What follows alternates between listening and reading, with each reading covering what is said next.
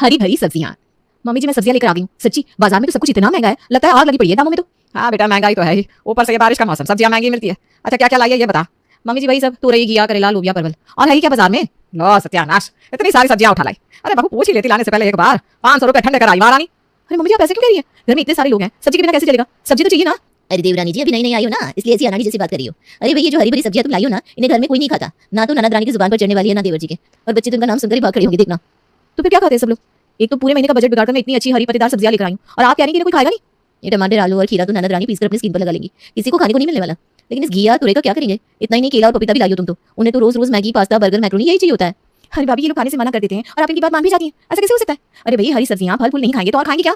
आपकी जानकारी के लिए बता दूं कि शरीर को सब तरह के पोषण की जरूरत होती है। अच्छी हरी सब्जी नहीं खाएंगे ना तो शरीर में आयरन और विटामिन की कमी हो जाएगी। अरे ये ज्ञान की ना मोटी मोटी बातें हमें समझ में आती है, लेकिन इन चारों को कौन समझाएगा? आप चिंता मत करो भाभी, मैं देखती हूँ ये लोग हरी सब्जियां खाने से इनकार कैसे करते हैं। पापा जी क्या बात है, आप रात में रोज चूरन क्यों खाते हैं? आपके पेट में दर्द रहता है क्या? अरे नहीं बेटा, मुझे ना जरा कब्ज की शिकायत रहती है, बस इसीलिए रोज चूरन खाकर सोना पड़ता है। बाबूजी अगर सब्जी फल रेशेदार खाना नहीं खाएंगे तो आपके साथ साथ घर के बाकी सभी लोगों को भी कब्ज की शिकायत हो जाएगी। अरे भाई शरीर के पाचन को स्वस्थ रखने के लिए फल और सब्जियां खाना बहुत जरूरी होता है। तेरा मतलब है अगर मैं हरी सब्जियां खाने लगा तो मुझे चूरन नहीं खाना पड़ेगा? अरे बिल्कुल नहीं खाना पड़ेगा। आज से मेरी बात मानकर रेशेदार फल सब्जियां और थोड़ा सा व्यायाम शुरू करें, फिर देखिए। बहू रोहिणी की बात सुनकर बाबूजी की आंखों में चमक सी आ गई थी, क्योंकि सालों से चूरन खाकर वो भी परेशान हो चुके थे। टीना ये बालों में क्या लगा रही हो? अरे भाभी क्या बताऊं, सारे बालों का सत्यानाश हो गया है। मैंने इंटरनेट पर रेमेडी देखी है, उसे ट्राई कर रही हूँ। किसी तरह ये बालों का घोंसला फिर से बालों की शेप में वापस आ जाए, उसी के लिए तो दिन रात मेहनत कर रही हूँ। तुम्हें पता है टीना, हमारे बाल ना प्रोटीन से बने हुए होते हैं। अगर हमारी बॉडी का प्रोटीन इंटेक सही रहेगा तो बाल अपने आप सुंदर घने और चमकीले हो जाएंगे। जब हमारी बॉडी में न्यूट्रिशन की कमी होती है वही हमारे स्किन और बालों पर दिखाई देती है। आपके कहने का मतलब क्या है? मेरे कहने का मतलब बस इतना सा है कि अगर तुम अपने खाने में जंक फूड की जगह दालें हरी सब्जियां नट्स और फ्रूट्स ऐड करोगी ना तो बाल के साथ साथ स्किन भी चमकने लगेगी। सोच लो तुम्हें टेस्ट की ज्यादा चिंता है या अपने बालों की? बात तो आपकी एकदम सही है भाभी, बाल से बड़ी तो दुनिया में और कोई चीज ही नहीं है। अरे बाल की कीमत एक टकले से पूछो, उस बेचारे के जीवन का सबसे बड़ा दुख यही होता है कि उसके सर पर बाल नहीं होते। भाभी आपको पता है टीना और बाबूजी दोनों लोग हरी सब्जियां और फ्रूट्स खाने के लिए तैयार हो गए। आप चिंता मत करो, धीरे धीरे सबको लाइन पर ले आऊंगी, बस थोड़ा सा और इंतजार करो। दोपहर का समय था, जिखानी के दोनों बच्चे रिया और अंकित अपना होमवर्क कर रहे थे, तभी रोहिणी अपने मोबाइल में एक वीडियो ऑन करके उनके पास जाकर बैठ जाती है। क्या आप भी चाहते हैं कि आपके एग्जाम में फुल मार्क्स आए? स्कूल में होने वाले सारे कंपटीशन में आप ही फर्स्ट आए? अगर आपके मन में ये सब बातें चल रही है तो हमारा ये वीडियो शुरू से अंत तक जरूर देखें। सबसे पहली बात, अगर आप रोज आंवले के साथ एक मुट्ठी ड्राई फ्रूट खाओगे तो उससे आपकी शारीरिक और मानसिक ताकत बढ़ेगी। दूसरी बात यह कि जब हम अच्छा खाना खाते हैं तो बॉडी को ज्यादा ऑक्सीजन मिलता है। ज्यादा ऑक्सीजन रिलीज होने से शरीर के अंगों तक ज्यादा ऑक्सीजन पहुंचता है, जिससे शरीर का अच्छे से विकास होता है। जब दिमाग और शरीर स्वस्थ होगा तभी तो आप आने वाले एग्जाम में अच्छा रिजल्ट ला पाएंगे। इसलिए आज से ही हरी सब्जियां और फलों को खाना शुरू कर दो और फिर देखो रिजल्ट्स। अरे वाह, मुझे तो पता ही नहीं था एग्जाम में अच्छे नंबर लाना इतना आसान काम है। बचपन में अगर मुझे ये बात बता दी होती तो हेल्दी खाना खाकर मैं भी कब की टॉपर बन रही होती। लेकिन मैं इतनी बेवकूफ थी कि अच्छा खाना देकर मुंह टेढ़ा करती थी। लेकिन मुझे लगता है तुम लोग मेरी तरफ बेवकूफी नहीं करोगे, है ना? सच कहा ना? सही बात है चाची, इस तरह से तो कभी सोचा ही नहीं था। आप ना आपसे मेरे लिए ग्रीन वेज बनाया करो, मुझे तो भाई ब्रेन को हेल्दी करना है और वो आंवला भी खाना है मुझे। फिर देखता हूँ सारों को कैसे मुझे बिक करके क्लास में फर्स्ट आता है। चाची और मेरे लिए वो बनाना, वो जो रेड रेड होता है ना जिसमें ब्लड जैसा रेड कलर निकलता है, ताकि मेरी चिक्स भी ना उसकी तरह रेड हो जाए। रोहिणी की गोल गोल बातों में घर के सारे सदस्य फंस गए थे। हरी सब्जियों का फायदा बताकर उसे ससुर ननद यहाँ तक कि घर की शैतान चौकड़ी रिया और अंकित को भी अपनी तरफ कर लिया था। हालांकि लौकी का जूस और करेले की सब्जी खाने को तो खुद सासू मां भी तैयार नहीं थी, लेकिन रोहिणी के पास तो जैसे सबके मूड को सेट करने की चाबी थी। अब तो रोजी घर में घी टिंडा भिंडी बनने लगे थे। धीरे धीरे सभी खाना सीखने लगे थे। ये क्या हो गया सबको? सबके सब भैंस की तरह हरा चारा खाने लगे। जब से छोटी भाभी आई है इस घर की तो आबो हवा ही बदल गई। एक हफ्ता हो गया हर रोज घास फूस खाकर मैं तो तंग हो गया हूं। लगता है सबसे बात करनी पड़ेगी। अरे टीना तू कब से ये सब खाने लगी? चलना मोमोज खाकर आते हैं। नहीं भैया, ये सब ना अनहेल्दी खाना है, इसे खाने से स्किन खराब होती है। मैं तो आज से हेल्दी स्नैक्स लूंगी। भाभी ने मेरे लिए ड्राई फ्रूट्स रोस्ट करके रखे हैं, मैं वही खाने वाली हूँ। अरे बूढ़े जैसे क्या बात कर रही है? ये सब खाने के लिए अभी बहुत उम्र पड़ी है हमारे पास। हेल्थ की चिंता बुढ़ापे में कर लेंगे, अभी तो जमकर टेस्ट उड़ाते हैं। और ये क्या कीड़े मकोड़े खा रही है कटोरी में? क्या भैया आप भी? ये कीड़े मकोड़े नहीं है, अंकुरित मूंग है, स्प्राउट्स कहते हैं इन्हें। बहुत हेल्दी होते हैं, ढेर सारा प्रोटीन और फाइबर होता है इनमें। अरे भाई क्या जादू चला दिया भाभी ने कि ये सब बिल्कुल हिप्नोटाइज हो गया। पर मैं इतनी आसानी से हार नहीं मानने वाला। मैं सबको वापस ट्रैक पर लाकर ही मानूंगा। अगर ये लोग फिर से वही सब खाने को तैयार नहीं हुए ना तो मुझे भी सारी उम्र यही सब टिंडा और भिंडी खाना पड़ेगा। कुछ तो सोचना पड़ेगा। नीरज बारी बारी से जाकर घर में सभी को जंक फूड खाने के लिए उकसाता है, लेकिन कोई भी उसकी बातों में आने के लिए तैयार ही नहीं था। बस करिए देवर जी, और कितना हाथ पैर मारेंगे, अब कोई भी आपकी बातों में नहीं आने वाला। अब आप भी सरेंडर कर दीजिए और घिया परवल और हरी सब्जियां खाने के लिए तैयार हो जाइए। और मैं ये सब कोई आपकी बुरे के लिए थोड़ी ना कर रही हूँ। आप देखना 1 महीने के अंदर अपने आप में कितना चेंज दिखने को मिलेगा आपको। वो तो वक्त ही बताएगा कि घर में कौन सा खाना बनेगा और किसके अंदर बदलाव आएगा। मुझे तो ऐसा लग रहा है कि थोड़े दिन में आप भी हमारी तरह मसालेदार खाना खाकर वाह वाह करते नजर आएंगे और अपना ये घिया तौरी भूल जाएंगे। अगले दिन सभी लोग लंच के समय तो एक ही सब्जी से रोटी खा रहे थे, तभी घर की 40 इंच स्क्रीन के टीवी पर नीरज कढ़ाई पनीर का वीडियो चला देता है और रेस्टोरेंट से लाकर कढ़ाई पनीर उनके सामने बैठकर ही खाने लगता है। और बेटा ये कढ़ाई पनीर तो बड़ा अच्छा नजर आ रहा है, ला जरा थोड़ा सा टेस्ट करा दे। अरे नहीं पापा, आप कह रहे थे ना आपको तेल मसाला नुकसान करता है, तो आप रहने दो, आप अपनी तोरी खाओ और प्रभु के गुण गाओ। चाचू आप अकेले अकेले खा रहे हैं, गलत बात है, थोड़ा सा तो टेस्ट करवा दो। हाँ चाचू, वैसे भी पनीर तो हेल्दी होता है, पनीर तो हम लोग खा ही सकते हैं। पनीर हेल्दी होता है लेकिन कढ़ाई पनीर हेल्दी नहीं होता। कढ़ाई पनीर में तो भाई ढेर सारे मसाले तेल डाला जाता है, तभी तो इतना टेस्टी होता है। अगर बिना तेल मसाले का होता तो तुम्हारी तोरी जैसा ही लगता। अब तुम अपनी तोरी की शक्ल देख लो और मेरे कढ़ाई पनीर की, क्या टेस्ट है, क्या रंग है, क्या खुशबू है, मजा आ गया। सामने स्क्रीन पर चल रही कढ़ाई पनीर की वीडियो देखकर घर में सभी के मुंह में पानी आ रहा था।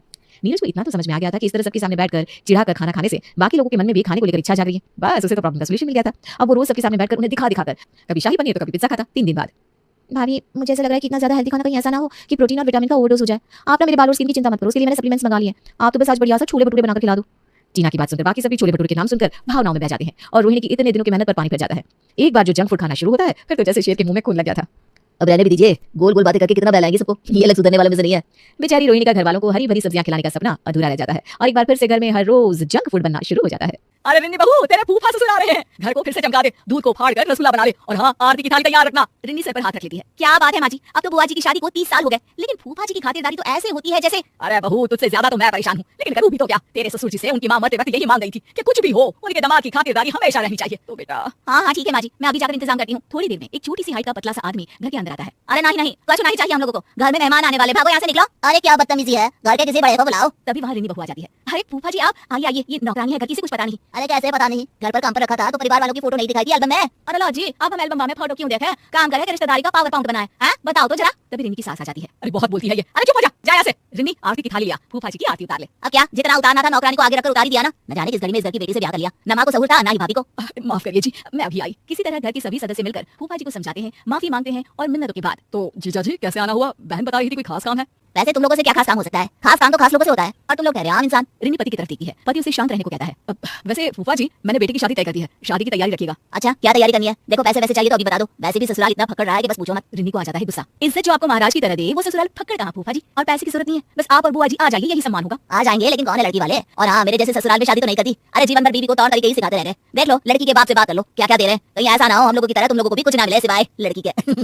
सभी को फूफा की बात पर गुस्सा आता है, लेकिन करते भी तो क्या, मरी माँ की आखिरी ख्वाहिश को मानकर शांत रहते हैं। उनकी जान के बाद मैंने जीवन में ऐसा आदमी नहीं देखा, कुछ नहीं होता था इन लोगों के पास। बाबूजी ने बिजनेस शुरू करवाया, पैसे देकर घर खरीदवाया, बिजनेस का गुण सिखाया और आज अपने ससुराल को भला बुरा बोल रहा है। फिर माँ बुआ कुछ क्यों नहीं कहती, उन्हें तो स्टैंड लेना चाहिए ना अपने मायके के लिए। अरे क्या करे वो बेचारी, जब से शादी हुई है उसकी तो किसी ने सुनी ही नहीं, बस घर का काम और पति की हाँ पर हाँ। कभी माँ बाप ने सिखाया ही नहीं कि अपने हक के लिए खड़े हो। रिन्नी और सास के बीच आई गई हो जाती है कि एक रोज रिन्नी के ससुर जी कहते हैं, अरे क्या क्या तैयारियां चल रही है शादी की, वो क्या है ना कमला बुआ आ रही है, फोन आया था। क्या फूफा जी भी आ रहे हैं साथ में। वैसे भी आज हम लोग मेरे बेटे के होने वाले ससुराल जा रहे हैं। माँ तुम बुआ को देख लेना, मैं और रिन्नी तो नहीं होंगे, हमारा जाना जरूरी है। अरे क्या पता बेटा, लेकिन अगर वो साथ आए तेरी बुआ के तो घर पर तो बवाल मचा देंगे। बेटा करता भी तो क्या, नहीं गया अपने बेटे के ससुराल और माता पिता के साथ बैठकर बुआ और फूफा जी का इंतजार कर रहा था कि तभी बुआ आती है। अरे वाह मेरी बहना, बड़े दिन बाद आई। हाँ हाँ कमला दीदी, आपके पतिदेव तो आए थे, आप भी साथ आ जाती। क्या हो गया, दोनों साथ घूमते नहीं है क्या? भाभी वो आपने अपने पोते की शादी तय करनी है ना, तो उसके लिए ही भेजे थे ये हमको। पर बुआ जी हम लोगों को तो किसी भी चीज की जरूरत नहीं है, बेटे की शादी है, हाँ आप लोगों का आशीर्वाद चाहिए बस। भाभी की बात सुनकर बुआ की आंख में आंसू आ जाते हैं। अरे दीदी मायके आई है, खुश होइए। बिटिया मायके आकर फ्री होती है और आप है कि मन में भार ली हुई है, क्या हो गया बताइए। अरे क्या बताऊं भाभी, इन्होंने ही भेजा है, बोला है आप लोगों को साफ साफ बोल दूं कि शादी में ससुराल की तरफ से इनको सोने की चेन और 5,000 रुपए का चढ़ावा लड़की वालों से बोलकर दिलवा दे, नहीं तो ये शादी में नहीं आएंगे। मुझे भी धमकाया है कि नहीं तो मुझे अकेले ही भेज देंगे। और ये क्या बात होती है बेटा, हम लोगों ने तो किसी भी तरह के लेन देन के लिए मना कर दिया है। लड़की अच्छी है और उनकी माता पिता इतने सक्षम नहीं है। मैंने कुछ पैसे जमा किए हैं, वही आप लड़की वालों को बोलकर इन्हें दिलवा दीजिए ना, बाकी सोने की चेन का इंतजाम तो कर लूंगी मैं। अरे वो तो है मेरे पास, वही दे देंगे। रिन्नी बहू जाकर सुना के यहाँ से पॉलिश करवा लेना या तुड़वा कर नहीं ले लेना। बुआ के चेहरे पर मुस्कान आ जाती है। मैं आज भी आप लोगों पर बोझ बनी हूं ना भाभी। अरे कैसी बात कर रही हो, माँ पापा नहीं है तो क्या हुआ, तेरा भाई और भतीजा तो है ना। जीजा जी को बोलना सब कुछ मिलेगा, परेशान ना हो बस। शादी वाले दिन लड़की के पिता कहते हैं, ये लीजिए भाई साहब, ये पैसे और सोने की चेन। वैसे आप लोगों की औकात क्या इतना ही देने की है, और क्या क्या दे रहे हैं आप लोग दहेज में, या आपकी शादी भी ऐसी ही हो रही है जैसे मेरी हुई थी, फक्कड़। नहीं नहीं भाई साहब, हम लोगों को बिल्कुल लालची लोग नहीं मिले, बहुत ही समझदार हैं ये लोग, लड़की को ही दहेज मांगते हैं। लेन देन के नाम पर भी सिर्फ यही लिया है जो आपके हाथ में है। हम तो खुश नसीब है कि हम लोगों को कोई मांगने वाला नहीं, ससुराल के कंधे पर रहने वाला दामाद नहीं, बल्कि अपने बल पर अपनी बीवी को संभाल लेने वाला दामाद मिला है। ये सुनकर फूफा जी का मुंह उतर जाता है और इसके बाद फिर वो कभी कोई डिमांड नहीं करते।